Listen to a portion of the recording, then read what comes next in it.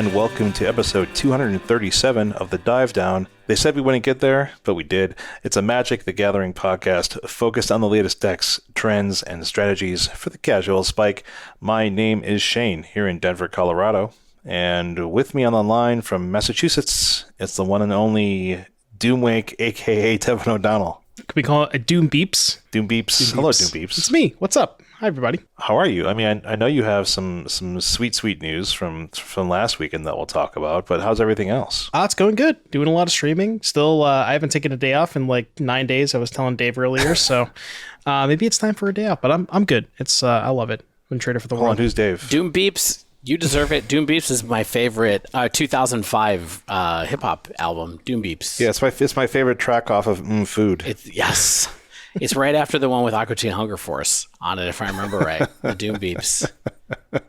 That's the Godfather Dave Harwager from Chicago. From Chicago, lately from the continent, returned. Oh yeah, welcome back. Your boy is back. Dave, you had a couple weeks off. I did. I hope you enjoyed some time overseas. I enjoyed time overseas. I had a lot of kartoffeln and schnitzel and tart flambe. Either of you ever had a tart flambe? This is a thing that people in America don't know much about. What is a tart flambe? Okay. In this area of Europe that I was in, so I was in the Rhine River Valley. So I was in southwestern Germany, I believe, southwestern, northeastern France, and Switzerland. And there's a regional delicacy there that in Germany they call it the Flammkuchen, and in France they call it the tarte flambée. And here's what it is. It is like pizza crust, creme fraiche. Okay. It's not getting any better. Bacon. I'm definitely with you now. Onions. Oh yeah. And caramelized or raw? It depends on where you get it from, but sometimes they're caramelized, sometimes they're raw.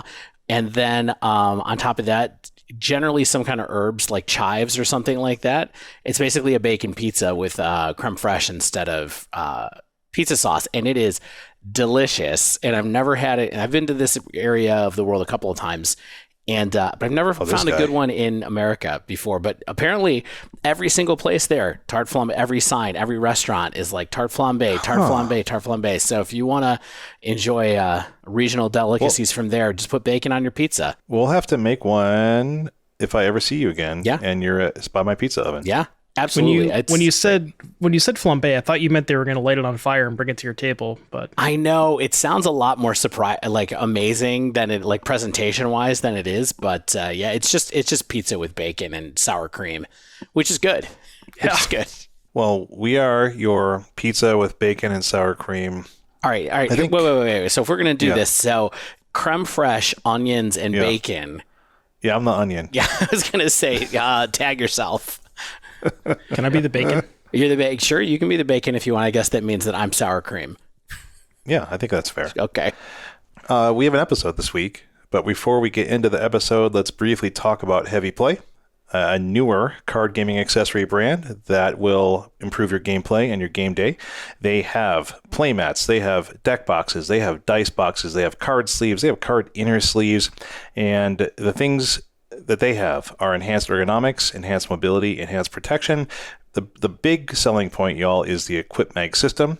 And these are some big old magnets that attach your dice to your deck box. They attach all of that to your playmat, and you carry that all around in a single hand or slide it into your bag.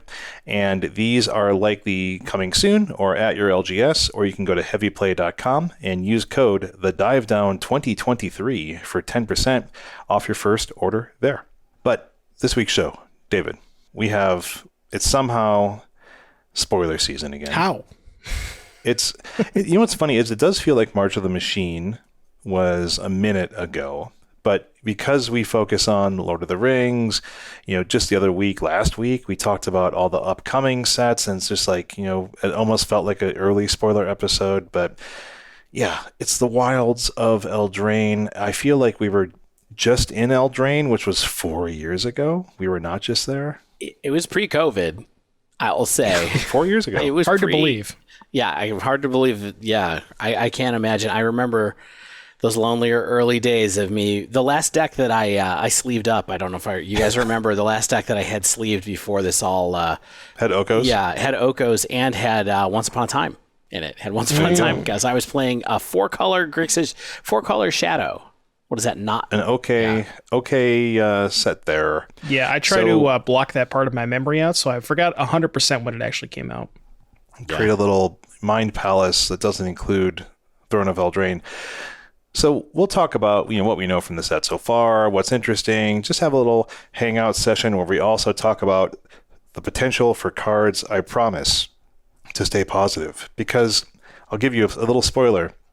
There's cards I like in this set. I just don't know why I like them. They're just I just like them. I like Marge and the potato. I just think they're neat.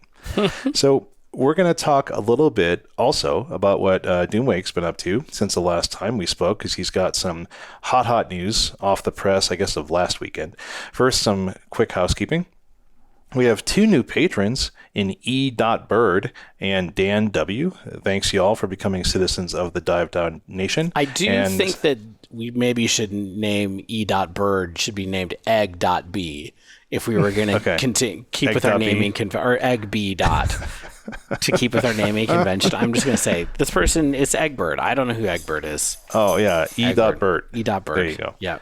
And we have an increased tier. Stefan I went up a tier. We appreciate it, Stefan.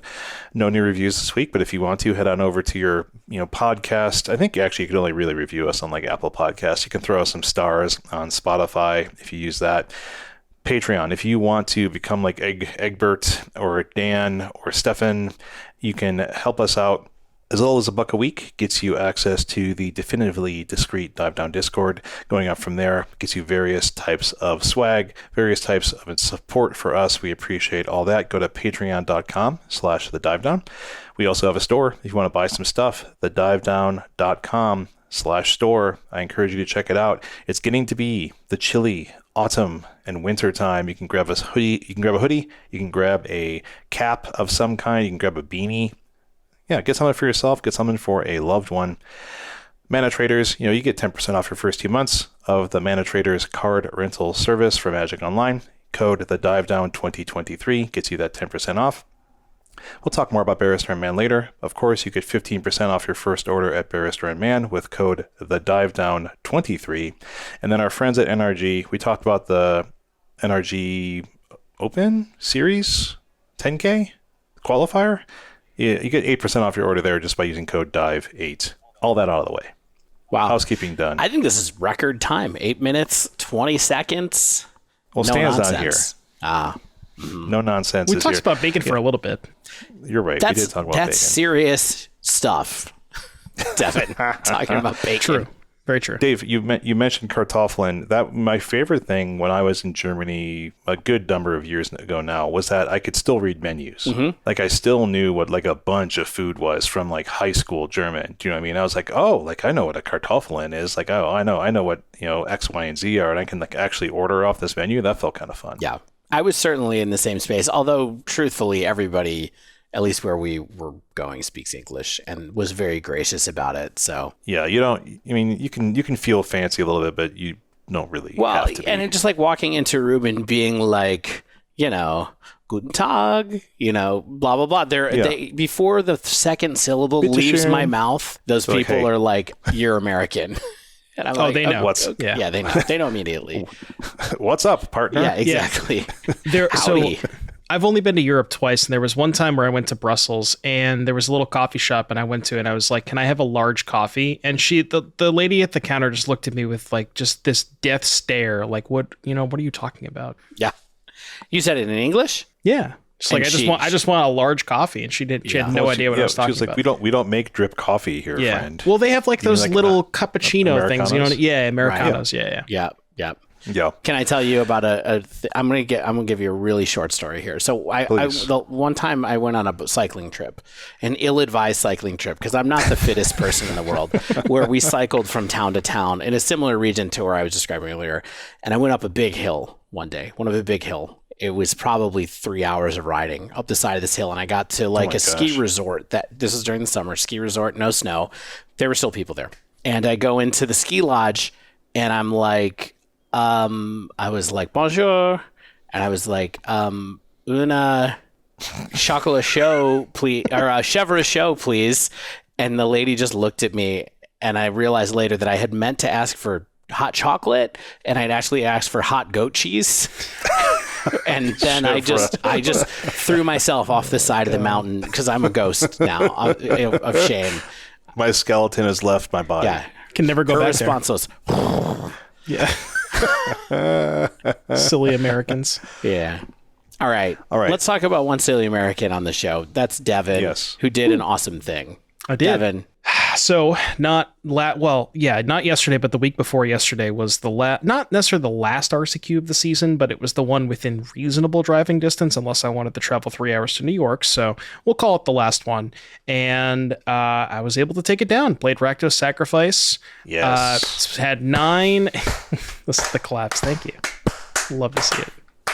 Played 9 total RCQs, made the finals, now 4 times. So I made the finals in 4 of them. I lost the first 3 finals, which was pretty brutal. But yeah, I'm really happy to be able to take it down. I'm now qualified for Atlanta, so got a lot of testing to do. But thankfully, Atlanta's not till December, so we got a lot of time. Late. There's a lot of stuff that can happen to Pioneer between now and December, right? Oh, yeah. I mean, how many sets do we have? We have 2 sets, or is the next set in time for that? I think so. I think there's... I feel like it likely is. Yeah, I think there's Wilds and then whatever the one after that is. I believe so. Isn't that the Ixalan? Lost Caverns of Ixalan? Is that the next one? I think so, yeah. We lost these caverns, awesome. y'all. So Rac Sac. Yep. What is going on in the Pioneer meta right now? Did Rac Mid finally fall off its perch due to the prevalence of Rac Sac? Yeah, well, that's part of it because a variety of reasons. I do think that Rakdos Sacrifice is pretty heavily favored in the sacrifice, the Rakdos heads up sacrifice versus mid range. So looking at Goldfish right now, if you look at metagame representation, Azoria Spirits. Yeah, Azoria Spirits second, Sac third at 8.7, and then mid fourth at 7.7. So yeah, a lot of people have kind of picked up on the sacrifice bandwagon. And the other thing is, I think the deck has a slightly better matchup against green. It's kind of Rakdos midrange is traditionally maybe not the best matchup against green because it doesn't have as much of a clock and it's really hard to 1-for-1 removal spell the Old Growth Trolls and Cavalier of Thorns. But Sacrifice has Claim the Firstborn as a clean way to 1-for-1 Old Growth Troll, which Rakdos Mid doesn't really have. So it gives you have a bit of a leg up in that matchup. You're slightly weaker to Karn because Karn does shut off, your Bloods and Witches Ovens and such, but that seems bad. Yeah. But thankfully I didn't play against any green in this tournament, which was a very small tournament to be fair, not necessarily, more representative of the meta game, but it was pretty fun. I am looking at your results here, and I would love to know, you played against red-black goblins 3 times? I did. It's almost it's almost as if they just gifted me the tournament win. That sounds great. What is even in the red-black goblins deck? I don't know if I've ever seen this.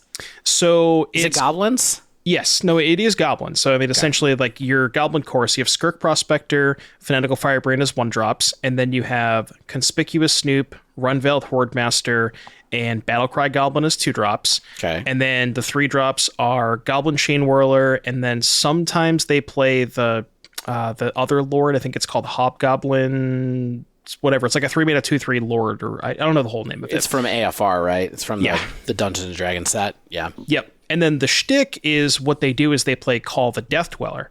So they can not only so you can go turn 1 Skirk Prospector, turn 2 Sac Prospector Chain Whirler, but you can also play a Chain Whirler and then you can sacrifice it to Prospector, rebuy it with the Call of the Death Dweller, and then so for Call of the Death Dweller, basically it says it's a 3-mana sorcery that you can return 2 creatures or creatures totaling 3 mana value from your graveyard to the battlefield, and then if you choose 2 things, one gets Death Touch, one gets Menace, right?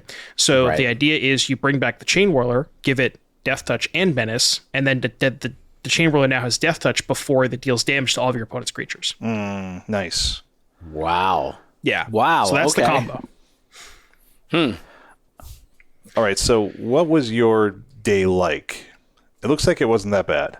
Yeah, so 19 players total in the event. Round 1. Oh my gosh, what a dream! I know. That's like a night, game night. You know what I mean? Basically, Shane, it's less than Venom.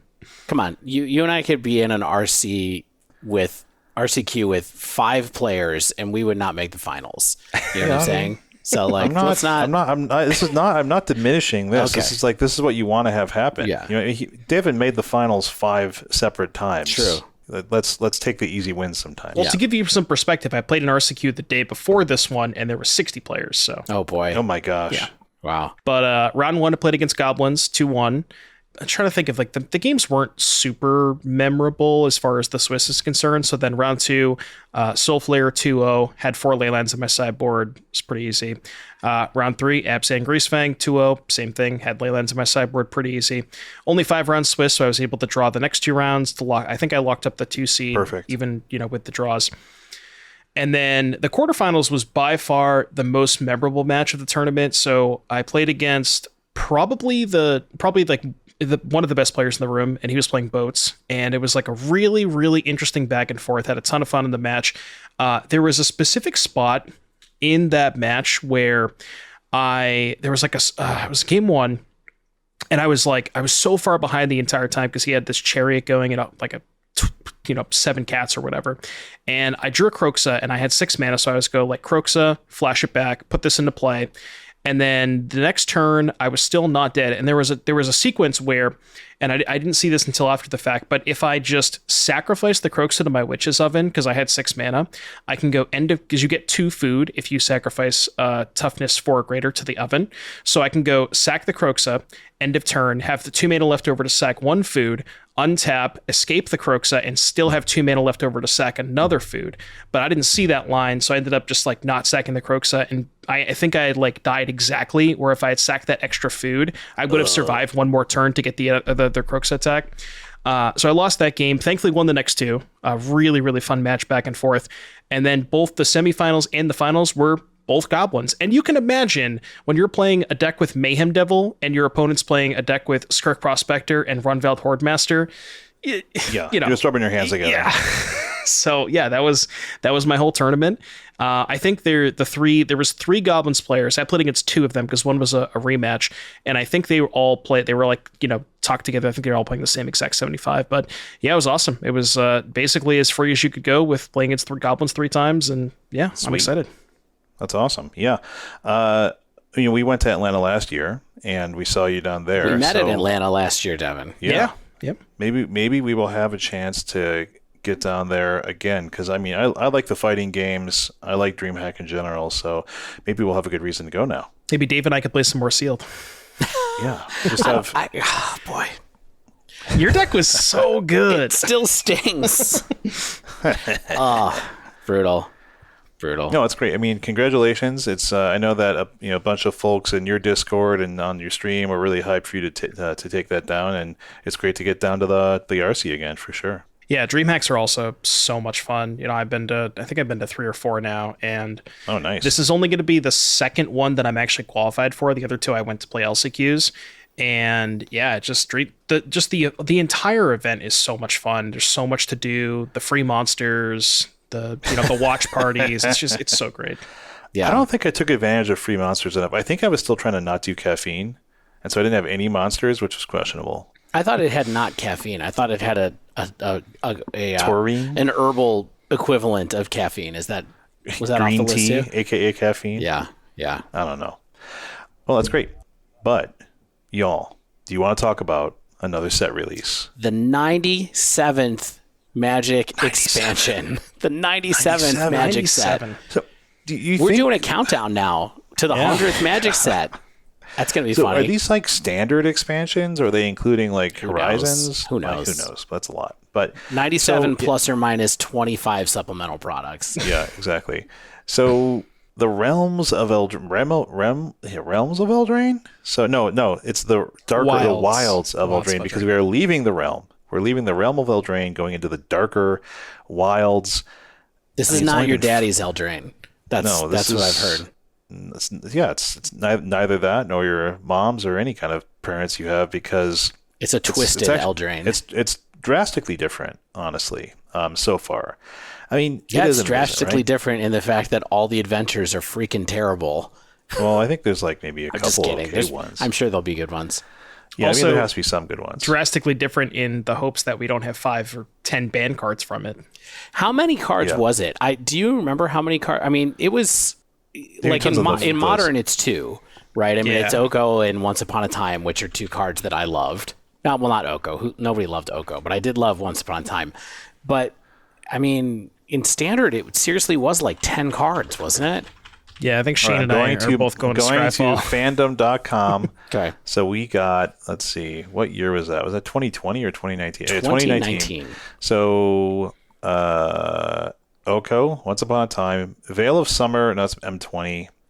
I mean, I don't think it was that bad. Well, wasn't Into the Wilds was banned in Standard at one point in time. Fires of Invention was banned in Standard. I'm going to 2020. Let's go to 2020. We've got... I think either Cat or Oven. I don't know if both of them were. I believe it was Cauldron Familiar, but yes, one of those was. Oh, yeah. It took a while for all this stuff to happen in Standard. But yeah, I mean, I don't know. This is just it was a different world. It was a crazy broken set. It was the midst of Fire design, if they want to sort of call that era the Fire design era. And we have some early impressions. I mean, we're not going to talk about any of the leaked cards. If it's on Scryfall, we talk about it. I think Scryfall only posts like the official cards. So if we're not talking about anything that you're really hyped about, wait till next week. I'm sure we will revisit some more cards, but there's some stuff going on here. Some interesting new mechanics, some interesting returning mechanics, and some interesting returning land types. Yeah.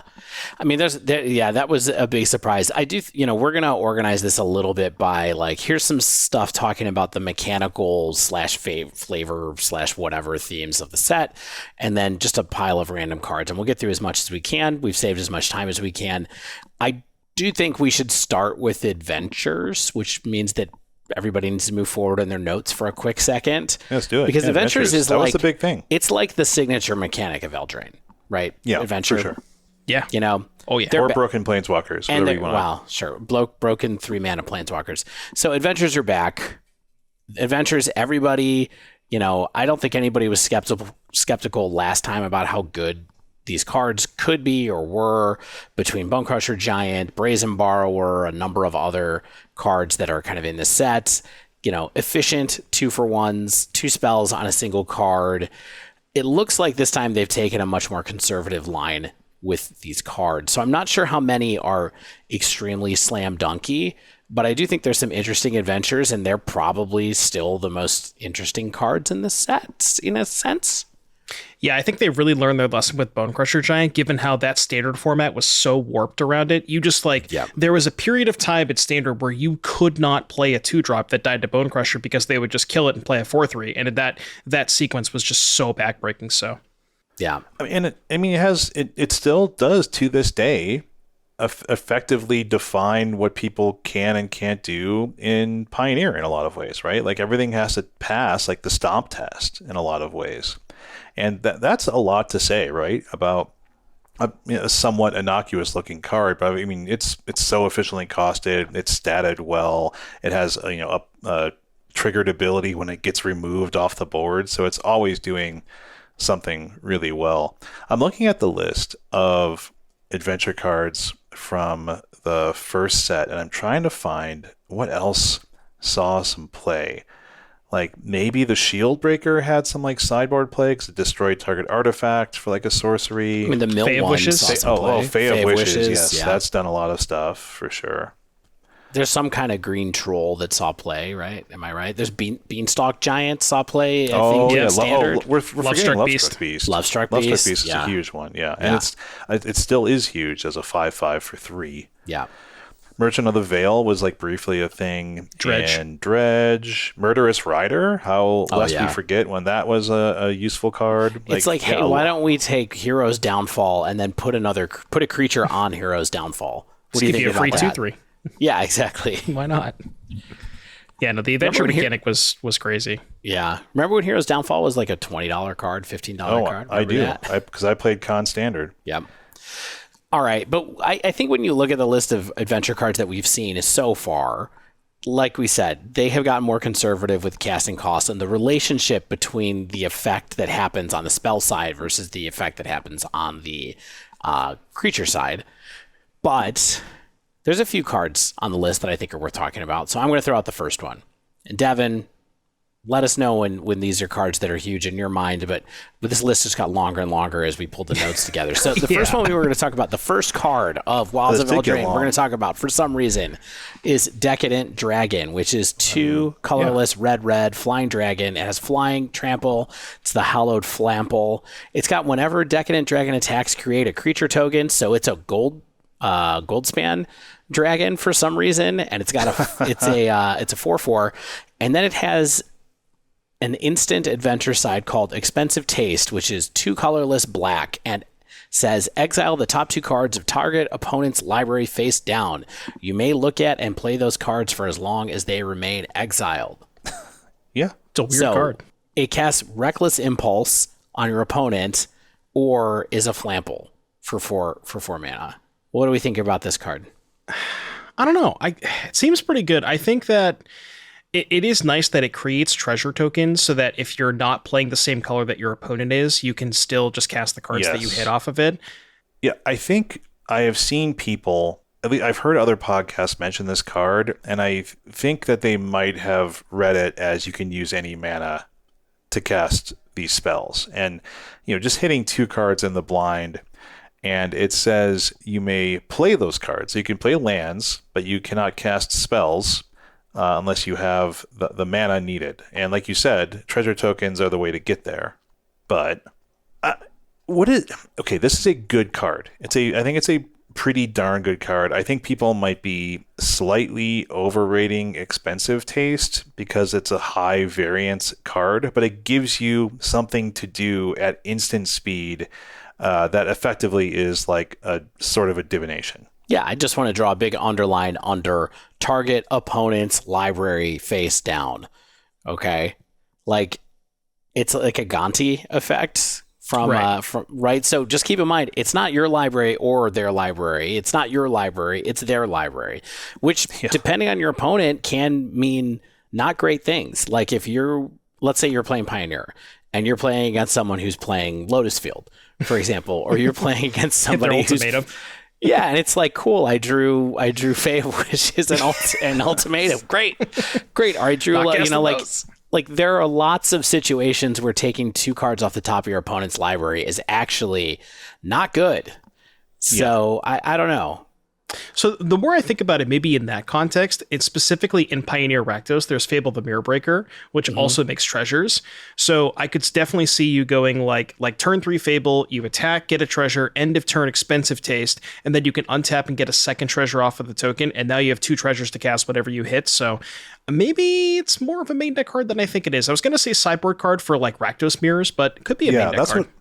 That's how I saw it, is like, this is an extremely mid-range card. And it's maybe stone useless on the Expensive Taste side against certain decks. But what deck needs this? What deck gets upgraded from this? How do you build around this card if you are? Like, it definitely seems like I almost guarantee this is going to see like some standard play, right? But what is this doing in our formats? And I don't know if it does anything in Modern. And I hate to be like it's not Modern power level, so it's got to see play in Pioneer. But like, I feel like it has to have a home. And I don't know where that is myself. I could see it as like a fringe sideboard card for Rakdos Mirrors, because in the situation where like you're playing a Rakdos Mirror and you take, say, like you just take their Fable and their Bone Crusher, like that's just worth 5 or 6 cards. So it's 3 mana, you're up 5 cards. So I could see it in situations like that. It's not a card you're ever going to main deck because that deck has a lot of 3s anyways. But fringe sideboard player, I think. It's weird, like the card seems so powerful, and then you're just like fringe sideboard player, and it's like, yeah, that makes sense. You know what I mean? Like, what are we going to do with this? Yeah. So. Well, it's pretty tough to compete against Sheoldred. And Fable. So, all right, let's go a different direction with Adventure now. So one of the other things that's interesting about it, so that's like, this is maybe one of the best value cards that we've seen so far, although there's another one that I think we could chat about for a minute in a moment. But the other thing that's interesting about Adventure is that it allows you to put really kind of niche effects onto cards that have backup plans with them. So here's one. Callous Sellsword which is a single generic and a black. For a creature human soldier, it's a 2/2. It says Callous Sellsword enters the battlefield with a +1/+1 counter on it for each creature that died under your control this turn. Trinket text, basically, honestly. But the adventure side of this is Burn Together, which is a single red mana for a sorcery that says target creature you control deals damage equal to its power to any other target, then sacrifice it. So it is a fling effect attached to a creature, of which we've seen a few different variations of this lately. You know, from Zendikar Rising, there's a fling attached to a land that costs 3 mana. Then you have the Voldaren card from one of the recent sets that had backup that gave self-sacrifice to deal damage to a creature, and now we have this one that just costs a single mana that is an adventure. The only problem is the rules text wording of this one is quite dangerous to play with. However, you know, it costs a single red mana. Yeah. So what do we think about a fling attached to a creature? Well, as I guess I could say the Rakdos Sacrifice resident expert on the channel. Would you say please. That's accurate? Okay. Okay. Of course. Also, thanks for calling this a channel. I don't even know if we've ascended to that level. I actually kind of like this card. The more that I read it, I like this card a lot for Rakdos Sacrifice. So it does a couple of things. The first of all, the 2/2 for 2 is actually pretty good if you have multiple ovens, because you can go through 2 cat loops and then just play a 2 mana 4/4. That could be good. And also the downside of this card is that if they kill your creature in response, then you don't get the Burn Together side of things. But if you're claiming their creature and then you cast Burn Together on their creature, you don't really care if they kill it because they're still losing their creature. So it kind of mitigates the downside a little bit on Burn Together. And I think that, you know, just the potential of playing a 2 mana 4/4 could be good. I don't know if I'd play, you know, I'm not gonna play 4 copies, but I could see 1 or 2 copies being reasonable in Sacrifice. I mean, it's interesting that you're kind of leaning into this as a value fling. Yeah. Because most people who do flings are like, I'm going to make a 20/20 and fling it. Yeah. You know what I mean? And that's not what we're doing with this card. But I think that makes sense, especially because it takes advantage of the creature half of the card without being dependent on the fling going through to make the creature half get some counters. Because a lot of people you see kind of looking at this and going like, okay, I throw a creature and then I play this and I get tokens for it and yada, yada, yada. Or not tokens, you get counters on top of it for that. So I think it's interesting to be like, hey, my deck's plan is to have creatures that die anyway. So now I have this creature that's just big if I have creatures that die and it's 2 mana and it's value. And then sometimes I fling something giant and that gives me a backup to make my totally blanking on the name of the 1 mana steel card. What's the 1 mana threat? Claim the Firstborn. Yeah, also from Thrones, or from Throne of Eldraine, if I'm not mistaken. Yeah. Claim the Firstborn. So it gives you another outlet, because one thing that I found frustrating sometimes when I played Sacrifice was having claim but not having a way to sacrifice the creature yet, like not having Oven online yet. And so having a couple other effects like that, I think is it's nice to have around. It could be nice to have around. So yeah, and then Bloodscythe Harvester, another creature that just naturally goes to the graveyard, which gets another counter for Sellsword. Right. Yeah, you just sack it and go for it from there. So I could see it. Yeah, there's enough stuff going on here that it seems like a pretty good, you know, value creature. But it's like, you know, how is it going to do enough in the deck to make it fit? And I think, you know, we'll see people test it. So looking forward to that. I think it's a cool little card. A deck with not a ton of flex spots, if I'm remembering correctly. Like 2. Is that right? Yeah. I mean, it's there's not a lot of ways to shade the main deck of Sacrifice, but a couple more adventures to consider here, I think. We got to start cutting the Karn Liberateds now. You know, we're going to find those. Man. Yeah, what's the Karn Liberated of Sacrifice? Well, here. Go ahead. Kellan the Fae-Blooded? Kellan the Fae-Blooded. So, 2 in a red, legendary, human fairy, double strike. Other creatures you control get +1/+0 for each aura and equipment attached to Kellan the Fae-Blooded. He's he 2/2. Sure, they. Yeah, and the adventure side, adventure quadrant of the card, Birthright Boon, 1 and a white, sorcery, adventure. Search your library for an aura and equipment card, reveal it, put it in your hand, and shuffle. So, yeah, I mean, this is again I think like fairly costed, I guess. It's also another niche example of what they can do with a adventure, right? So we're going to have this card that has auras and equipment, and it searches up an aura and equipment, but you can't play it in just like a ton of different decks for value. This is a card that you maybe build a plan around. And the plan that I wonder about with this deck is like, with this card is like, is this another piece that goes into us trying to make Colossus Hammer work in Pioneer? Because that's a powerful card that's hanging around in that format, hasn't had the right enablers yet. You know, is this kind of like Stoneforge Mystic at home for Pioneer is my question to you. Well, it's funny you bring this card up because somebody actually did a deck tech for me on the stream like I think a week ago, and it was Pioneer Red White Hammer with this card, and I hadn't seen it before, and I read it, and this is what we in the business like to call strictly better. As in, you know, you mentioned Open the Armory as a two mana searcher. This is just Open the Armory that has a bunch of upside.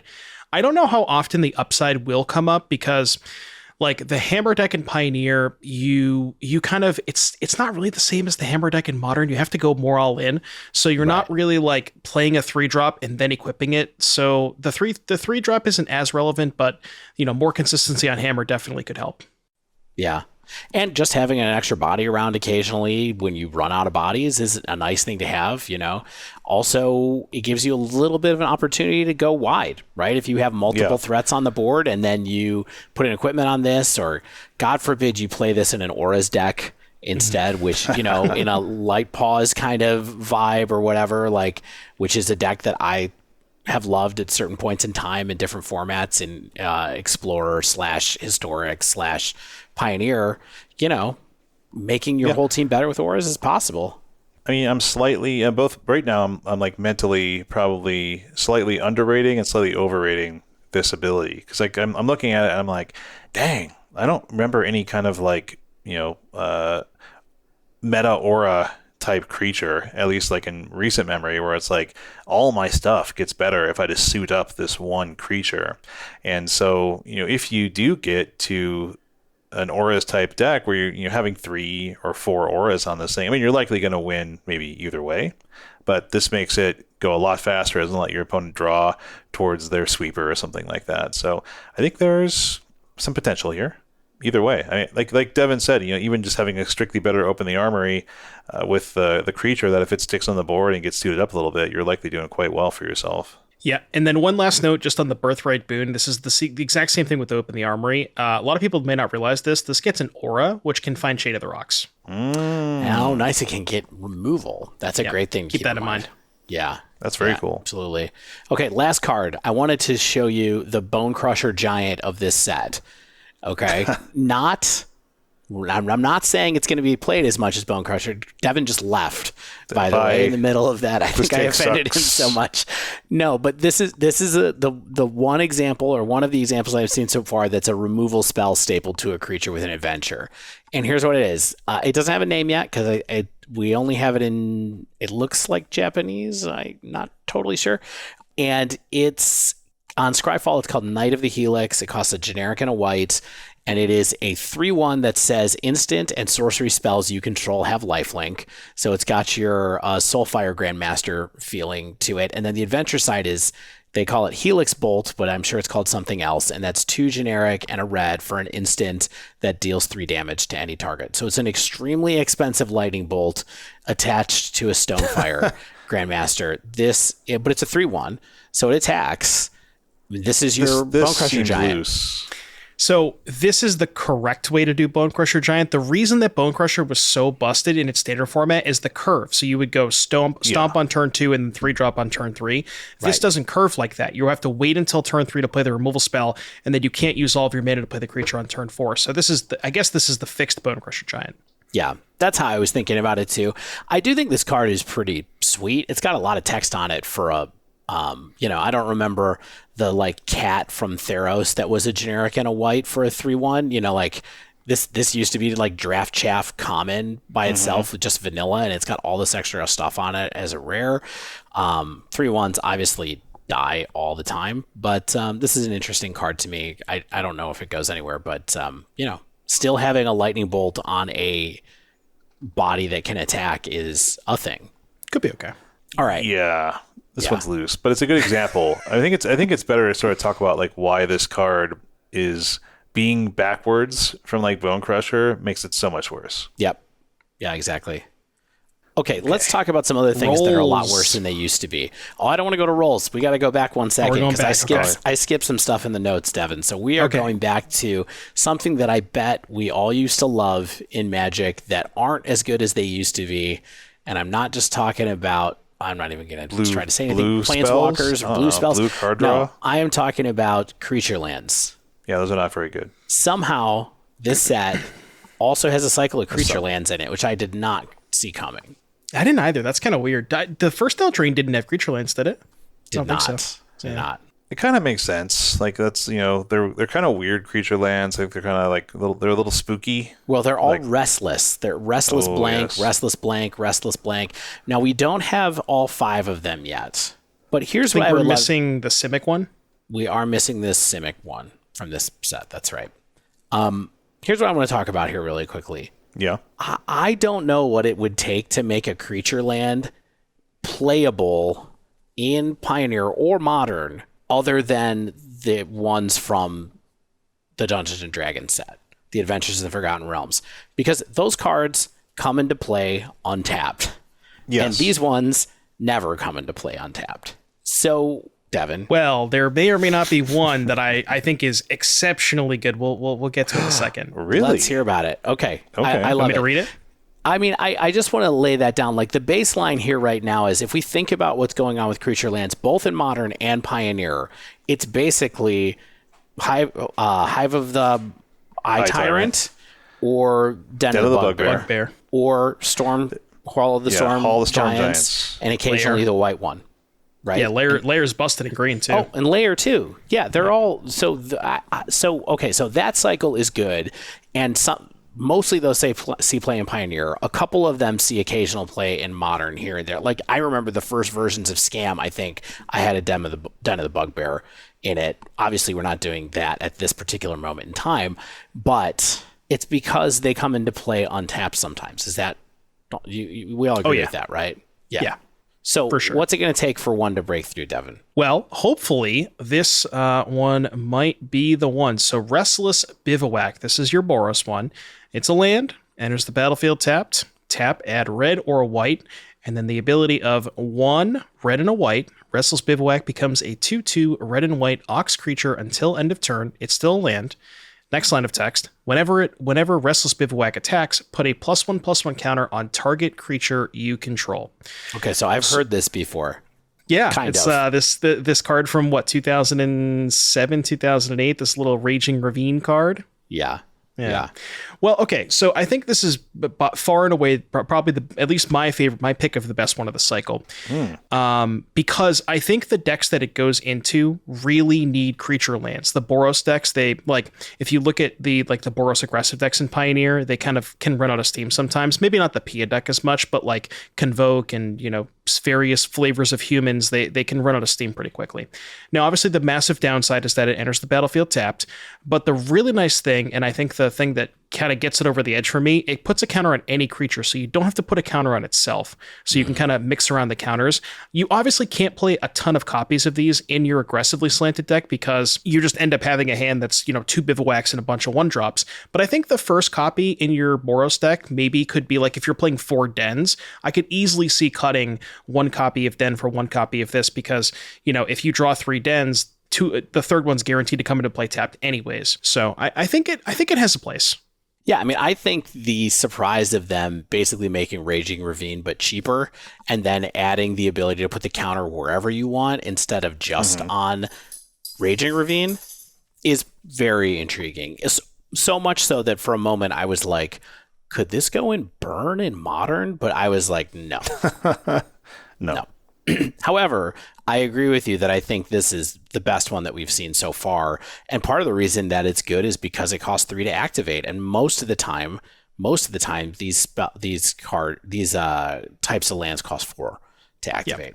Yeah, this is like, you can kind of compare it sort of to Den, where it's like Den, you pay 4 mana to get a 3/2 and a 1/1, that's 4 damage. This one, you're paying 3 mana to get a 2/2 and a 1/1 counter, that's 3 damage. So it's kind of even in that regard. Again, the massive downside, enters the battlefield tapped, but I think this one's definitely got potential. I mean, I feel like the reason I think Den is so good is it wins on the empty board so well. And this definitely is not quite as good as that, where it's like, if Den gets one attack in after a sweeper or something like that, then it leaves the token behind, which I definitely have appreciated when I've used the card. And I just wish this was like a 3/3. Do you know what I mean? Like for 3 mana and coming into play tapped, I feel like it maybe could have been a 3/3 and no one would have really blinked an eye. So I don't know. That one's close. Maybe a 3/2. Yeah, let's do 3/2. It dies a stomp that way. Yeah, just so the natural order can be maintained. All right, the other one I wanted to talk about really quickly, just because I thought it was interesting, is Restless Spire, which is the Is It one. Comes into play tapped, and then the activation is a blue and a red for a 2/1. That is a blue and red elemental creature, and it says as long as it's your turn, it has first strike, and whenever it attacks, you scry 1. It's a lot of text on this little card that only costs 2 to activate. Yeah, I don't know. Like, again, it's kind of awkward in the blue-red decks because they have a lot of cantrips.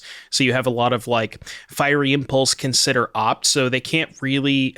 That deck can sometimes maybe afford to have a tap land more so than the other decks, because you can go, like, either you can go tap land on 1 and then 2/1 drops on 2, or you can go, removal on 1 and then tap land cantrip on 2. So you could maybe justify it more in those kind of Is It, Phoenix, those kind of decks. But it's like, does Phoenix really want to spend, 3 of its mana because you're spending 2 and then the land to animate 2/1 to scry 1? If it's surveilled and you could like surveil Phoenixes in the graveyard, that would be kind of sick. Yeah. But I don't know. It's close. Yeah, I just think it's interesting because I was like, every time someone randomly plays Fairy Conclave against me, I'm like, that costs only 2 to activate, and then here we have 1 for the first time in a long time. Here it is. Yeah. I mean, ultimately, my issue with this is like, when are you using this? Do you know what I mean? And it's like you said, Devon, is like, you have so many spells to be casting in a lot of your Izzet decks. The reason, and I keep going back to like, why do people play Den? Why do people play the Hive?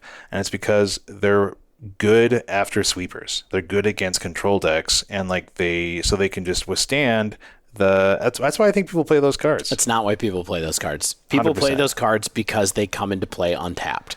Well, okay, and they're that's the pure reason. gravy. Yes, I mean, yeah. Well, that's the thing too. Is like you could put it in for pure gravy. If these cards came into play untapped in the same way that the AFR lands came into play untapped, we would be like, hell yeah, we're putting them in tons of decks. It's an untapped duel. Yeah. I mean, even if they came into play untapped with like 2 or more lands or something like that. But that's exactly what I meant. That's the text that's on the AFR lands as well. Sure. Yeah. Exactly. So I mean, I don't know. I think even if you compare these against, I mean, you can't really have untapped duels that, even if it's like I don't know, we have fast lands, we have slow lands, we have all that stuff. Just wait for Modern Horizons 3. Then we'll have untapped dual creature lands and we'll all be happy again in Modern. Yeah. All right. Just going to keep pushing the envelope. Right. Every land decision is like really hard, I feel like, though. Just to keep talking about these for a second, right? And it's like when you build a deck, you have so many of these, even in Pioneer, you have a lot of decisions on like what duels you're going to run, what mix of them you're going to do, what tech lands you're going to have. Are you going to have how many Ottawaras or Bosejus or Takanumas or something like that, right? And you have, even to fit some of those in over like a basic can be challenging. And then you start, doing like, my fast and slow duels, like where do these fit in? Where are my tap duels coming in? And I just have a hard time imagining a lot of decks getting as much value out of these 2 particular cards as they would other types of lands or single color creature lands or something like that. But I am willing to be wrong. I just have a hard time seeing them just because, like you said, Dave, it's always tapped. Yeah. I mean, look, the point of having this discussion wasn't really to justify these cards, although I agree with Devon that Bivouac is the most interesting one. The point is, we used to play Celestial Colonnade in Modern, and we liked it. We used to play Raging Ravine in Modern. Treetop Village, too. We liked it. And Treetop in Modern. Exactly. And it's like these cards have to do so much to fit in those formats and also to just be better than the AFR ones, which are extremely good. Like this is just sort of like, this is a AFR creature land cycle appreciation segment, I guess, because For sure. Yeah, it's going to take something. Those are the best creature lands of all time, right? As far as cycles are concerned. They have to be close to They're it. so good. Yeah. I mean, the World Wake ones, we definitely saw Raging and Celestial get a lot of play, but I don't know about the other ones. I mean, the green-white one occasionally sees play. Occasionally. Sure, that was random. The black-red one never did. And Tar Pit. Tar Pit occasionally saw play in your weird kind of blue-black control decks. Celestial Colonnade used to be a $50 card. A $50 card. listeners listening to this they have to think we're crazy. No, People that's can't the truth. believe it. Boomer chat. Yeah. Boomer chat. All right, anyway. Let's talk about rolls. How about that? This is one of the rolls? weirdest mechanics I've ever seen. Kaiser rolls. Yeah. Yes. I like Hawaiian. Yeah. That'd be good. The Hawaiian rolls are delicious. Shane, tell us about rolls. Oh, man. So much text. So there's 7 new predefined roll tokens. 6 of them the real set. One's in Commander. Oh, there's one in Commander that's special to Yes. Good Lord. Yes. Okay, so Devon's taking a nap. Devon's resting. So each one is He an has aura streamed with every day enchant for weeks, creature. so let's Yes, give him a break. You can take a break while I read. Okay, Yeah. I'm gonna try to go fast. You don't have to read all these rolls. You're right. So there's 6 names, and you'll never remember them. Besides, probably I'm gonna think Wicked. Okay, the reason you're gonna remember Wicked is because it's on the good roll card. So like it can do stuff like, I don't know the proper term, turn something into a tiny creature, so it makes it into like a base 1/1. That is God, what's the name? Turn to Frog? Polymorph. Turn to Frog. It's Turn to There Frog. we go. Yeah. Monster makes it a little bit bigger and gives it trample. That's a cool one. I mean, +1/+1 in trample, +1/+1 in ward. They all give +1/+1. That's I guess besides cursed. Whoa, it's some kind of monster. Devon, that's for your shirt. I know. Wicked. Devon, have you seen that movie? Have you seen the movie about isn't that the name of the Metallica documentary? Metallica Some kind of monster. I haven't actually seen the movie yet, though. Oh my God. I listened to the album. Devon, I the should. documentary is a treat. It is a treat. I need to watch that. It's a historical document that you need to see it. It's so good. I'll watch it tonight. So importantly, there's cards that make these rolls. A creature can only have one roll. So if it has more than one roll controlled by the same player attached to it, the creature keeps the newest roll. All the others controlled by that player are put into the graveyard, and because they don't exist as their tokens. Do tokens go to the graveyard Correct. ever? Yes, they trigger go to graveyard effects. Tokens that's nice. do. Okay, like when something I forgot dies, about it that. triggers that effect. But that's all. Okay, I forgot that part. Okay, listen. Here's what this is. It's like, imagine your little creature takes on the role within a fairy tale. That's what this idea is. It's almost like putting on a costume. Yeah, they're putting on a costume. That costume is an aura, and the aura gives them basically +1/+1 plus another thing in most cases, and then there's other ones as well. Yes, but this is super weird and feels really clunky to me in the execution. But we will see. Like Shane said, I have extreme doubts that we will care about any other than one of these cards. I was going to say, there's one. There's one that I will love to talk one, about. Though, Dave. You picked one that I was mildly interested in this one as well, but I was like, am I really? So here's an example of the way these are implemented. So I'm going to give you the simple one that I thought was interesting-ish. I don't know where this goes, but there's a card in this set called Monstrous Rage. It costs a red mana. It's an instant. Target creature gets +2/+0 until end of turn, and then create a monster roll attached to it. And that means the creature gains an aura that says creature gets +1/+1 and has trample. So this is a single red instant that permanently gives your creature +1/+1 and trample, and until the end of turn gives it +2/+0. Which I thought was kind of interesting. Yes, Shane, in a Temur Battle Rage-y kind of way, as a person who used to love Temur Battle Rage in Limited and in Shadow. Interesting card, I thought. Yeah, I'll be honest with you. I haven't seen that card before, but like 1 mana +3/+1 trample. We've never seen. The closest thing I think there was one in like Shadows of Innistrad that was +2/+1 in trample, but I've never seen +3/+1. And then you keep the bonus. Yeah, that's actually it's pretty good. It's a good combat trick plus aura, I think. Yeah. It also, I believe the card you're talking about, Devon, might have cost a generic in a red. I don't know if it was just a single red. Was it? I don't remember. But at any rate, single red is the only thing that stood out to me about this too. I was like, yeah, okay, sure. Most of the role cards, or many of the role cards, are very cheap. They're like 1 mana adventures. They're 1 mana instants. They're 1 mana sorceries, or like side benefits to a creature coming into play. So they are not they are costing these things very economically. Yeah. I just don't know what that is going to mean. I mean, it's a bonkers combat trick in limited, right? Like you said, if your opponent ever has 1 red mana. The problem with this card in limited is that your creature almost always will die when you play this card in limited. So so you really want your combat tricks in limited to make your creatures survive combat, which is not likely to do with +3/+1. Unless it has first strike, maybe there's a lot of red or white first strike blocking. Right. The thing for this is like, okay, am I going to put it on a giant creature? Am I going to put this on something that suddenly has double strike for some reason or whatever? It just seemed like for constructed, is this like my Kiln Fiend? Like, am I going to get my Kiln Fiend through in that kind of vibe, which, I don't know if we're going to play Kiln Fiend in Year of Our Lord 2023, but, it's a cool card too. Could happen. So the better one, Shane. Yes. The strictly better one, actually. For modern. Compared to some cards. Yeah. Not Dead After All. Single black mana. Instant. And stop me if you've heard this one. Until end of turn, target creature you control gains. When this creature dies, return it to the battlefield, tapped under its owner's control. Oh. That sounds familiar. But wait, there's more. Then create a Wicked Roll token attached to it, which is the enchanted creature. Enchanted creature gets +1/+1. When this aura is put on the battlefield, each opponent loses 1 life. So, scam. This is basically a better Feign Death, right? This card scams. This is just a better Feign Death because so Feign Death does the thing where it returns it tapped with a +1/+1 counter. This returns it tapped with an aura. So no counters on it.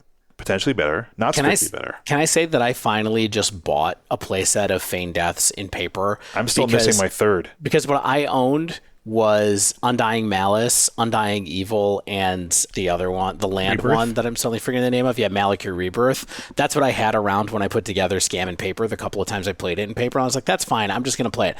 Scam wins the Pro Tour. I'm like, you know what? I'm finally going to pay $2.50 a piece to get Feign Deaths big spender sent to me. Yeah, big spender, exactly. and now they print Not Dead After All, just to show that Feign Death is in fact dead after all. Another $2 down the drain. I know. So if that was in Magic, that's the least of my problems, right?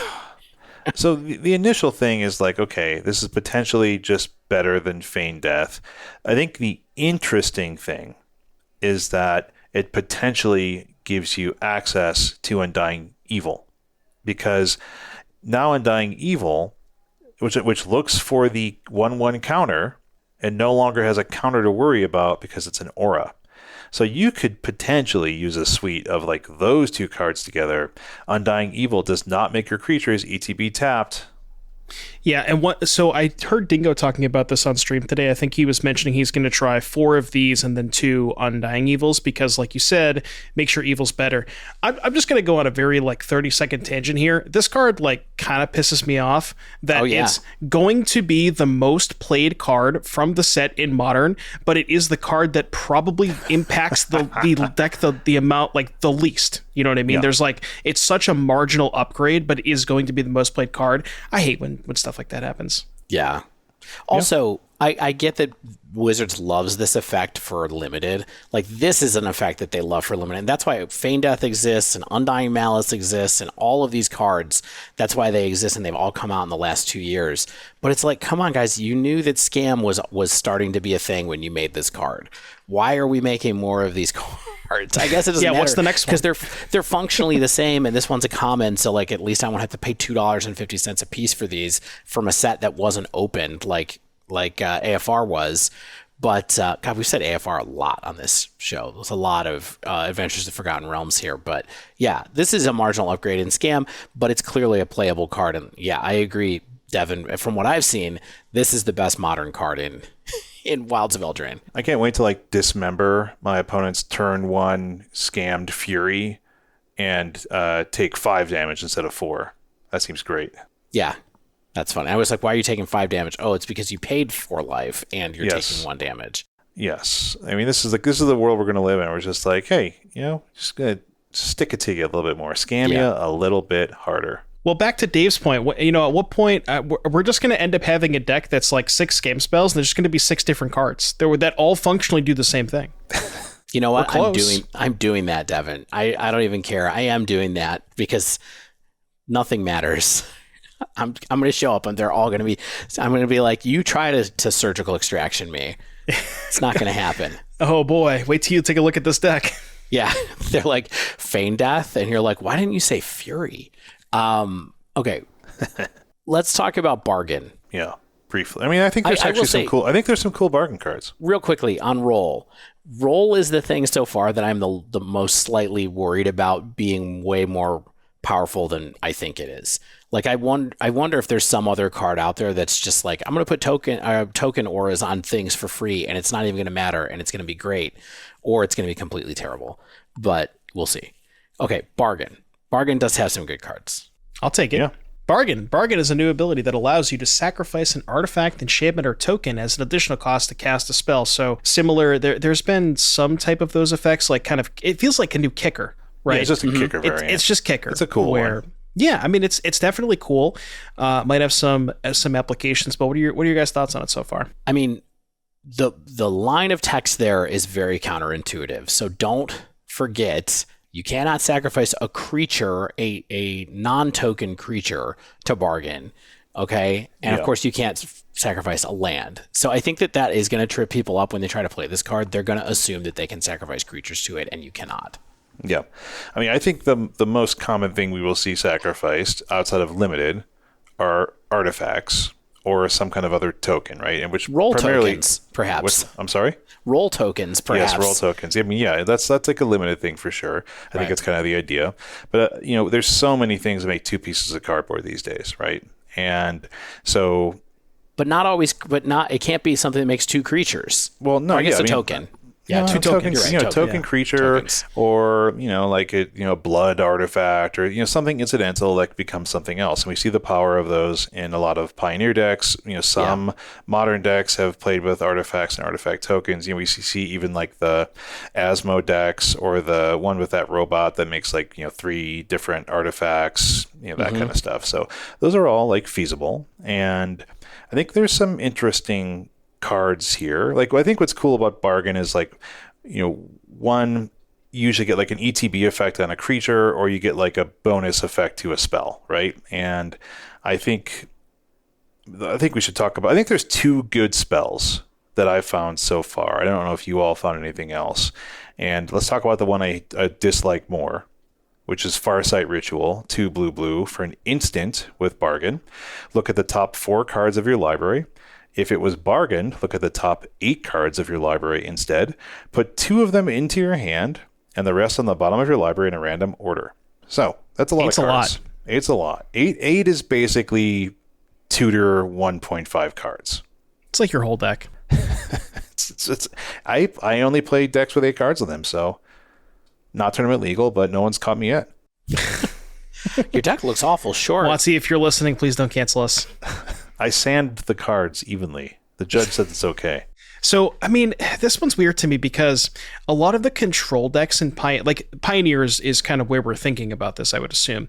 And it doesn't seem like, if you look at the makeup of the control decks, there doesn't seem like to be a lot of random tokens that are generated. The one thing that comes to mind is like Wandering Emperor. So you can go like end of turn Emperor, make a 2/2, untap, have the token to sack for the Farsight Ritual. But this one's close. I'm not sure about this one. I think it has potential, but I don't know where. It's like, it's like just sort of a dig through time style effect for control decks. But like you said, like, what are they bargaining? Like maybe like an Urza type deck with tons of like bits and pieces of artifacts. But if Urza's doing that, do they really need to draw more cards? I don't really know. Yes, they always do need to draw more cards. So maybe. Is this better than Memory Deluge? I don't know. Bargain's not like a free thing. No, I think Deluge is better because the flashback just comes up so often. Yeah. Yeah, I mean, I think it's an interesting card. Maybe it's more standard level than it is Pioneer or Modern, but I just wanted to point it out as like, I think this, I mean, eight's just a lot. Eight's enough. Yeah, we don't see very many cards that just look at 8 cards. So yeah, it's definitely has potential. Standard is probably a good place for it. Can we look at a much smaller card that I think is good that has bargain? And that is Brave the Wilds for a green. It's a sorcery with bargain. It says, if this spell was bargain, target land you control becomes a 3/3 elemental creature with haste that's still a land. And then also search your library for a basic land card, reveal it, put it in your hand, and then shuffle. Hey, Attune with Ether got banned. Was banned? That's exactly the thing I was going to say. It was Attune the Ether was banned. Oh, it's not end of turn. No, it's just a land. It's just a creature permanent from now on. Yeah. I mean, that's kind of weird, though, because then you're exposing your creature to like a Fatal Push or something. Yeah, this is a weird one. So you don't necessarily want to cast it early because getting your lands blown up early is kind of awkward. So I guess it's more just upside. Like if you have it in your opening hand, you could just hit your land drop with it. It's similar to like a Lorien Reveal type thing where you're just spending a mana to put it in your hand. And then later in the game, you could just like get another body out of it. Yeah, that's kind of what my thinking was. But yeah, I mean, we're going to talk about a card later where I can see like it's a cheap something that makes a couple pieces of cardboard. You sacrifice it, then you sort of can start turning your lands into creatures, and it's also beating down in other ways. Like with this deck, I think we could potentially have like a snowball-y green-based like artifact style deck, but I don't know if that's going to do anything like more powerful than we already have, but I don't care because I want to be using gingerbread artifacts. Spoilers. Well, just go ahead and tell us the card, Shane. Well, I mean, it's not. I don't think it really meshes that well. Tough cookie. Okay. One last thing about this light bulb moment just kind of went off. Jeskai Ascendancy. So this helps you hit your land drops for Jeskai Ascendancy, but also turns your land into a creature so that it starts untapping every time you cast spells with Jeskai Ascendancy. See, we did it. There you go. Yep, it only took Devon a couple minutes to realize the true purpose of this, which is to put it of every card is to end up in Jeskai Ascendancy at some point. 100%, yeah. Yeah. I mean, we know the reason that Attune with Aether got banned is because it made energy, but this is interesting. We'll see. I mean, it made energy and it got a land. Like that's not a joke. That was the thing that was very warping that standard format for sure. And yeah, it was both parts, but all right. A light bulb. I found a light bulb. Nice. I was just hanging around. You keep that around for the stream. Yeah. All right. And then the last card that I think has everybody really, really buzzing because of legacy, if I'm not mistaken, is Beseech the Mirror. And we test stuff in Modern. Generic black. Yeah, but Beseech the Mirror in Legacy has like turn 1 kills and stuff apparently with it, which I don't want to get into. But sorcery, bargain, search your library for a card, exile it face down, shuffle. If this spell was bargained, you may cast the exile card without paying its mana cost if that spell's mana value is 4 or less. Put the exiled card into your hand if it wasn't cast this way.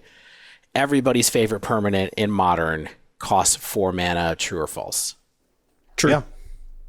100%. 100%. Well, true. I mean, my favorite permanent is Rhino tokens, so I don't know about that one. Yeah. Devon, I know you like the ring. Yeah, so this gets everything in coffers, for example, besides like Invoke Despair. It gets the One Ring, it gets Karn. That deck runs some kind of like Profane Tutor, number of Profane Tutors. Is this like part of this tutor package? I think, coffers is not breaking, things wide open. But it's pretty darn. I think it's an interesting inclusion. But that's just even a value use of this, and people not a combo death exactly. Use. People don't often play tutors anymore for value. They might. In that case, I think it's a really good fit. But there's, like you said, there's probably something in Modern that's going to be some kind of infinite death loop that Beseech the Mirror can help make happen. Maybe people haven't unlocked it quite yet, but even just getting the One Ring and allowing you to cast it and get the protection trigger off of it, the fog trigger off of it, is kind of bananas. So it's like sacrifice my Mishra's Bauble, go get the One Ring. Yeah, the fact that it gets the trigger is kind of busted. I'm wondering if I'm sure that somebody's going to find some way to kind of chain it, because you can actually go Beseech into Beseech, if I'm not mistaken, right? Mana value 4 or less. Yes. Yeah. So you can like Beseech into Beseech, sack something else, Beseech, sack something else. There's probably some crazy loop that somebody's going to find out, but it like Shane said, it's really good in coffers. It is triple black, so I don't know what else is going to play this. Maybe there's like a Pioneer deck, similar thing in Pioneer. It gets Shieldred, gets Karn. Maybe there's like some kind of coffers adjacent deck without like cofferless coffers in Pioneer. Maybe. I think it's like mono black control, right? Still around. Yeah, they don't play Karn now, but I mean, this thing tutoring Karn's kind of cool. Yeah, exactly. Tutoring Karn is sweet. All right, next mechanic, Celebration. We're not going to talk about Celebration. I couldn't find any cards that felt constructed playable for Celebration. Celebrate good times. And we found out Devon's karaoke song. I think it's an interesting keyword in that it triggers if 2 or more non-land permanents enter the battlefield under your control during the turn. It counts the card itself. So if it's on a creature, that is part of the trigger, I believe. So it's not like you have to cast 3 things. You only have to cast that plus 1 other spell. It's an interesting aggro ability to me, but I haven't seen anything yet that makes it work. So we'll keep an eye on it for later. Okay. All right. So those are the mechanics. There are 2 sub themes I would love to touch on really quickly, which are more like story themes, or I don't know, flavor themes, I guess. One is fairies. All right. Everybody wants fairies to be a thing. They're back again. Makes sense. And we're going to Lorwyn in a couple sets. Don't forget that. Oh, I forgot we're going to Lorwyn. That's going to be weird. Lorwyn was actually during when I did not play Magic for a break in there, so that'll be interesting. But there's cards that just do extra things if you control a fairy as you cast the spell, which is pretty interesting phrasing as well, because that means that it doesn't have to be in play when it resolves. So one is Fairy Fencing, which is X generic and a black for an instant that says target creature gets -X/-X until end of turn. It gets an additional -3/-3 if you control the fairy as you cast this spell.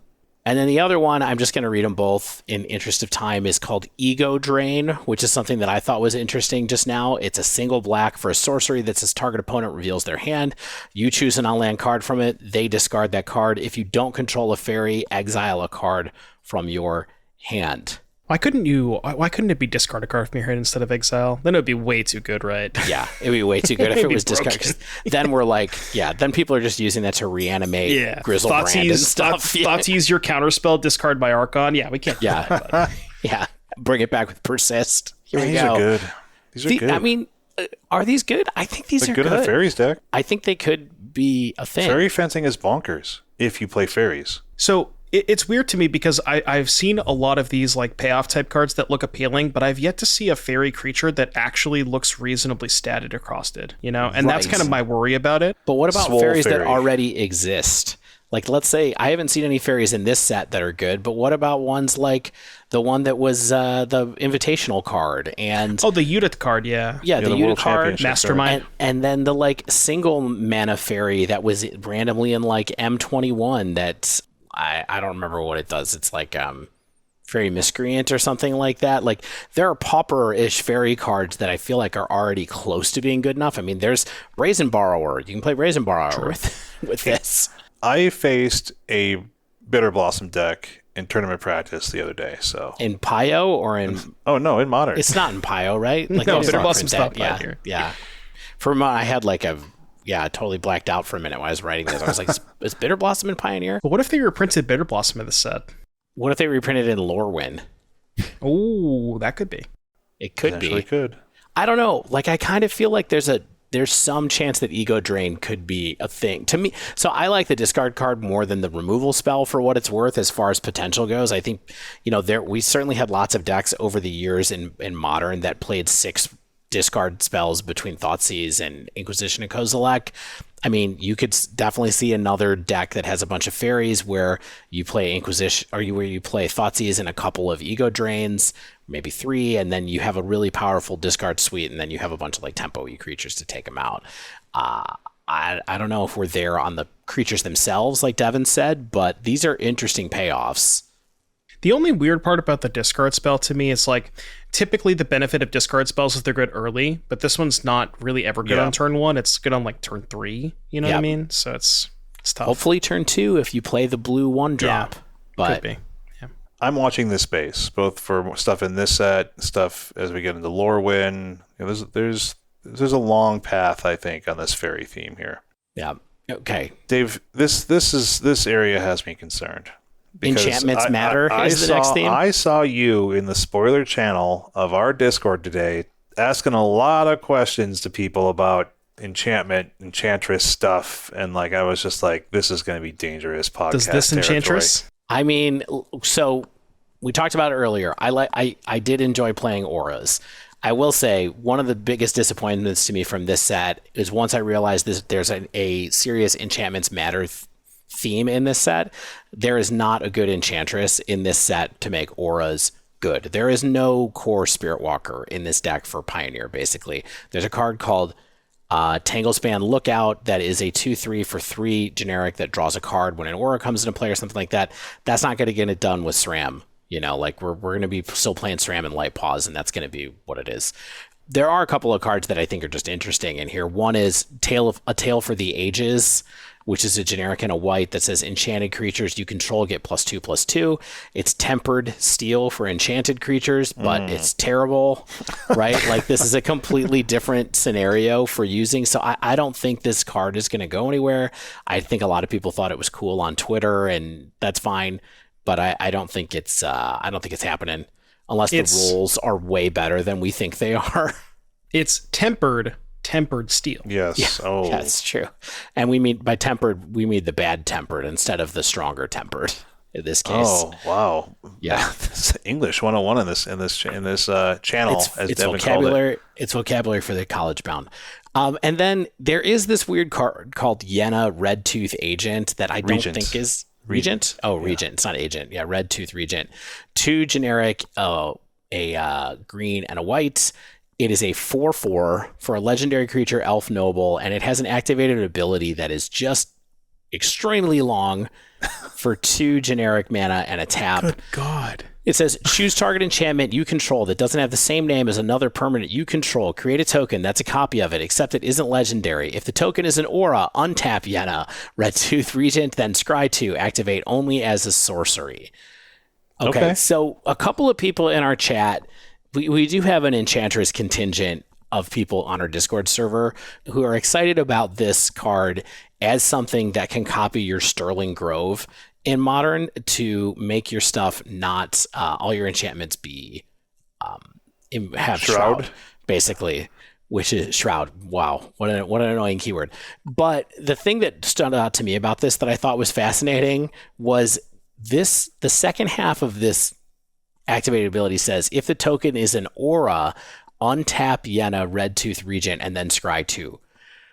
So if you have a aura on a creature that you can sacrifice for no activated ability, and you can play Training Grounds, you can infinitely untap Yenna, Redtooth Agent over and over and over again, and do something like Fire Whip your opponent to death.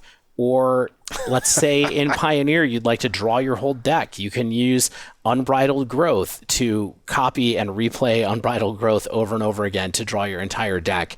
And I don't know, do something with that apparently. But I just thought it was weird that they kind of stuck this untap ability at the end of this card for I don't know why. But Shane, I hate to say it, but I think we've lost Dave. He's lost in the sauce. I get to get lost in the sauce occasionally. I am not going to try to tell you that this is good. I am also only going to spend the 120 seconds that we've used on it on this, but I just thought this was a weird, interesting card, mostly because they snuck this untap phrase into the end of the ability. It's kind of cool. Do you want to talk about some actually cool cards? Random cards. In the random cards section? If you're going to bring one up that's cool, okay, Shane, because this first card is not cool. No, I'm not going to talk about this card. I have I was going Wooburg order, and I have nothing in white and 1 in black so far from the random cards area. And nothing in blue, apparently. Nothing in blue. So yeah, Tough Cookie. 1 and a green for a 2/2 artifact food golem. When it ETBs, you make a food token. So it's already a Value. 2/2 for 2 with a food token. But Shane, that seems okay, but wait, there's more. 2 and a green. That's it. 2 and a green activated ability, no tapping. Target non-creature artifact you control becomes a 4/4 artifact creature until end of turn. Then also, to tap, sacrifice Tough Cookie, you gain 3 life. Okay? This card is absurd. Yeah, this is extremely lot. good. It's extremely That's a good. It makes 2 artifacts. You could be swinging for 6 power across 2 bodies on turn 3 if you really need to start clocking someone. The effect's repeatable, so it's an interesting mana sink later on. Like you just pay 2 green, pay 2 green. Devon, you have an idea? The light bulb's back. I was thinking the cogs are ticking. What about this with Ensoul Artifact? Because this is an artifact itself. It makes a permanent for artifact. Yeah, so you go like turn 2 this, you have another random artifact for Ensoul, then you Ensoul the artifact, and then this is also like an Ensoul adjacent effect where you're just paying mana to make random tokens into 4/4s. That could be something. Wow.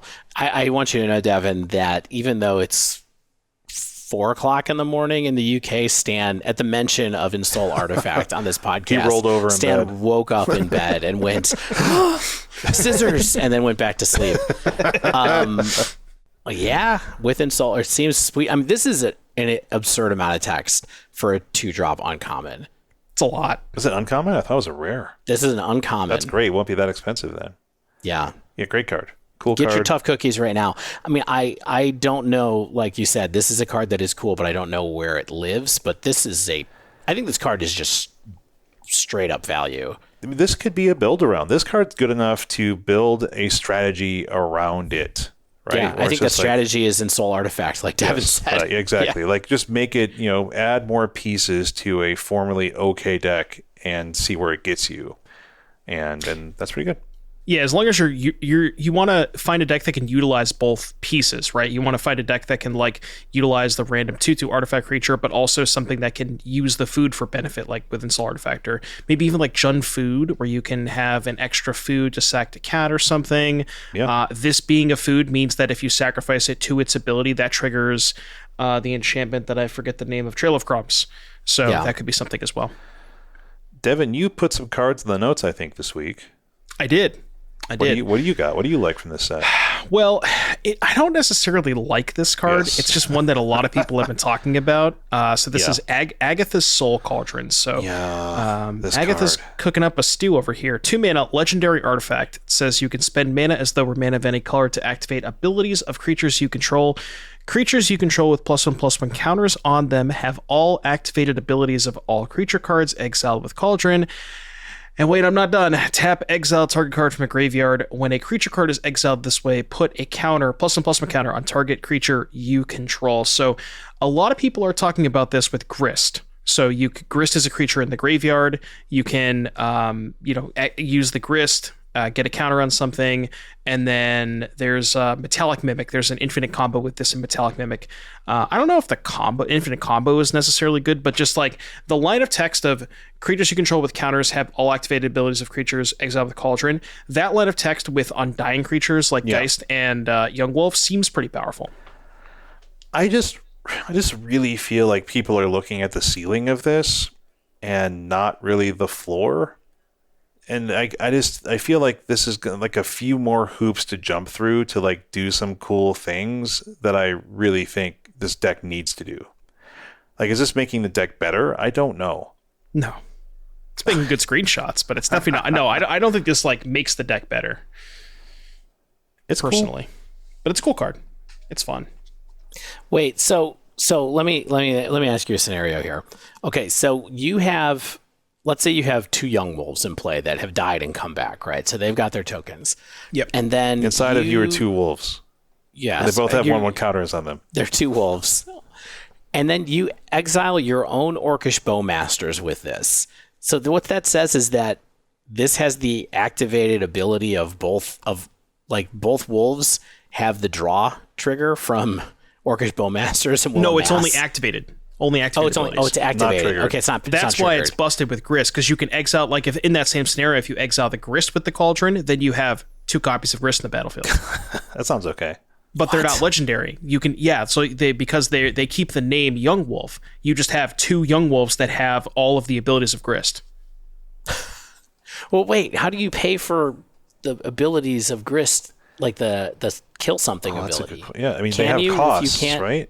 Huh. Because it's not a planeswalker type? I don't actually know how that works. It doesn't have loyalty, so you can't that's minus true. it. I don't know how that works.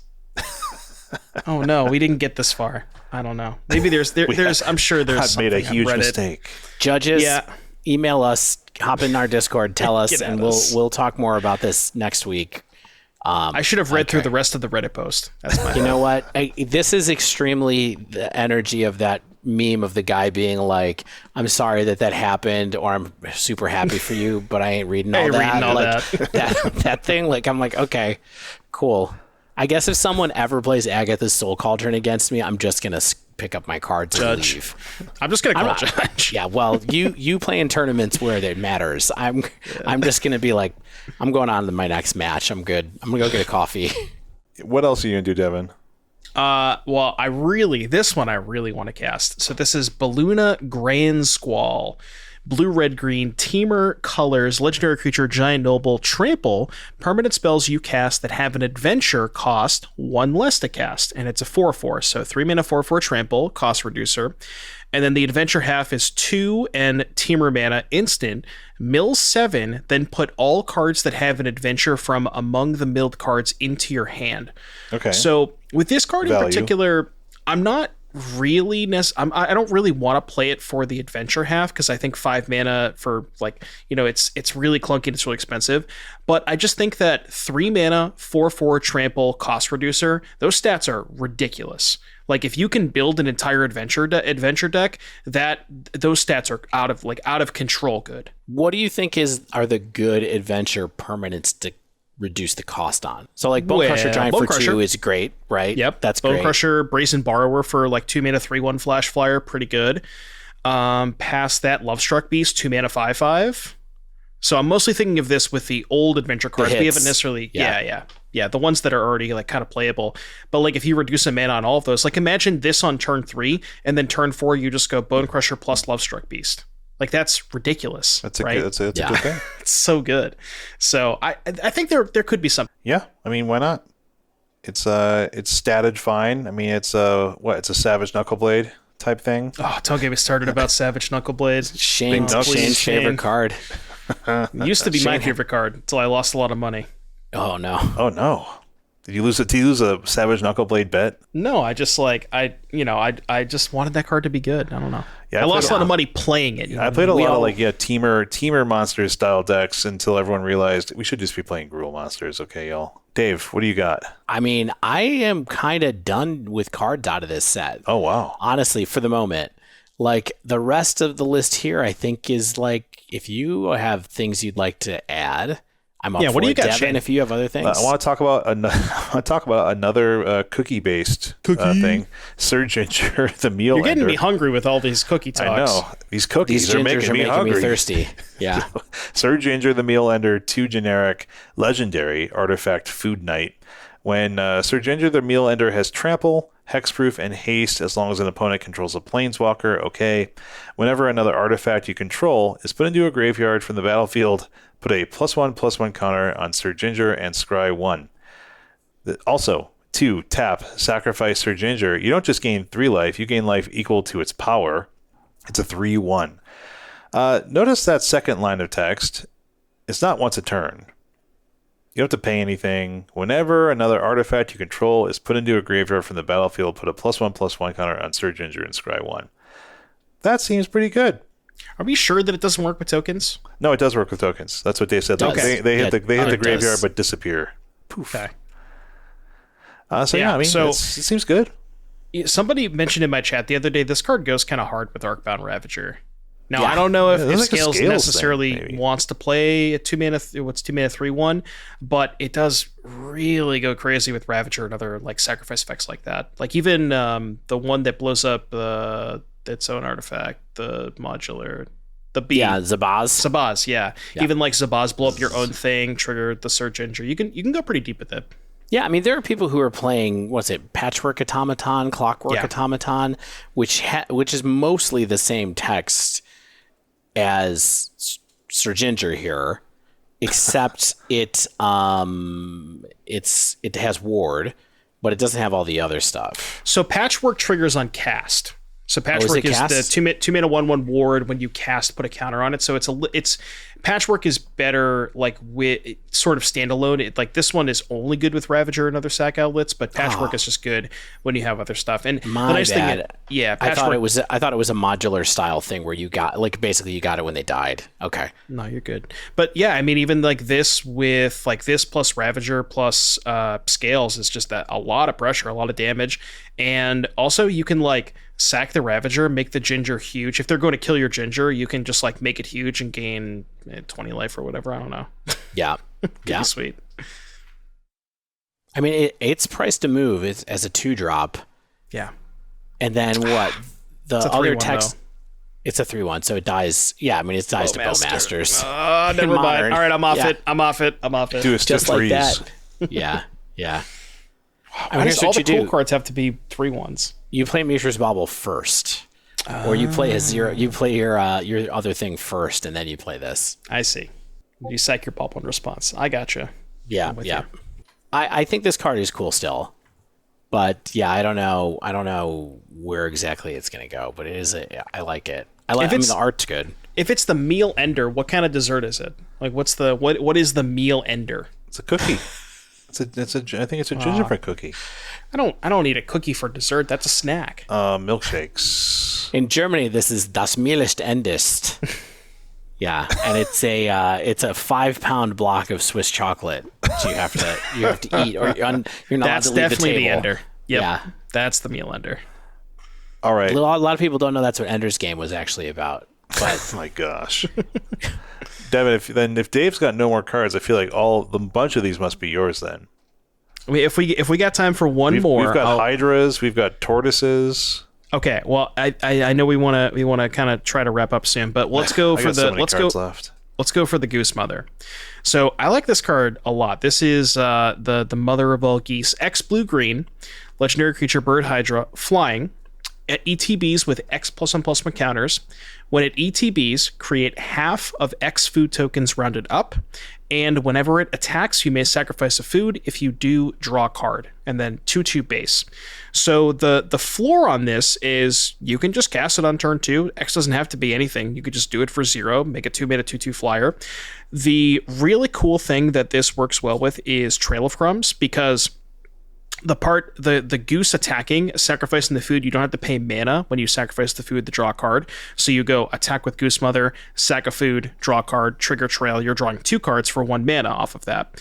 So I really like that aspect. Later in the game, you can just dump a ton of mana into it and make a whole bunch of food to trigger your other, like, I don't know if you want to go super deep and play Troll King, but I think there's enough stuff between Wicked Wolf, Goose, this Goose, Gilded Goose, Trail of Crumbs, maybe Troll King to make a food deck viable on Pioneer. Sweet. And it's just it's enough value in that shell compared to, like, it looks a lot like Hydroid Krasis. Yeah, it looks like a bad Hydroid Krasis, but we're not talking about it as Hydroid replacement necessarily. Right. We're talking about it as food enabler. Yes.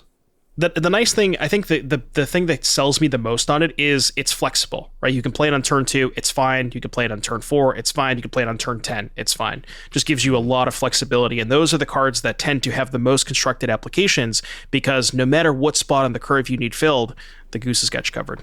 Sweet. I got like 1 or 2, then we can get out of here. Ruby Daring Tracker. I know Stan likes this one. I'll talk about it for him. I did too. Yeah, but it's red and a green. For a 1/2, for a legendary human scout with haste, whenever Ruby Daring Tracker attacks, while you control a creature with power 4 or greater, so a little ferocious-y type effect, Ruby gets +2/+2 until end of turn, turns her into a 3/4. She can also tap to add red or green, and she has haste, so that's the turn she comes down. I don't know if Gruul Boats needs this card. I feel like this is like, people are like, okay, Pioneer Gruul potential. But like the stuff in the Pioneer Gruul deck is like, there's only a few 2-drops. It's like maybe the werewolf, maybe some random Skoos. Like maybe this is better than Skoo's main deck. And like it gives you just some sort of like additional power, or gives you like a little bit of mana ramp. But I don't know like if the deck is crying out for this card in particular. Or if it's like just a good 2-of or something like that. So my biggest issue with it personally is the way that the Boats deck is kind of curved right now. It has a lot of 3s, right? Because it plays the 8 1-mana elves, and then plays a lot of 3s like Stormseeker, tons of 3s, Thrillseeker, Lovestruck Beast, whatever. And this does not go, it doesn't bump you up. Like you go from 1 to 3. This doesn't go from, it goes from 2 to 4. So the mana, like you need your mana dork to be on turn 1 more often than not. So, I mean, you do have some 4s. There is like, a Crone War and Chariot. So you can go from 2 to 4. That is kind of cool. But yeah, it's like, the problem is you're not going to ever touch one of the 1-mana elves for it. So you're already locked in on playing 8 of those. And it's just like, you're just going to flood out more often if you're adding cards like this. That's kind of my worry about it. Yeah, I feel like it's not doing the right things for the Gruul deck and Pioneer, but it's interesting enough that it might do something at some point, but who knows what that is. It's got some good stats for sure. Yeah. And like mana dorks with haste are pretty good because you kind of get one of your mana back. Yeah, like for a sure. lot. Like you spend 2 mana on this, and then you use the mana to play, a Lovestruck Beast, Heart's Desire, or play another elf. So you're getting one of those mana back. Yeah, I mean, I can see, you live the dream, right? Where it's like, okay, turn 1 elf, turn 2 this, plus like a werewolf or something like that. And you're like, sweet, this is a lot of power on board. I'm doing some stuff.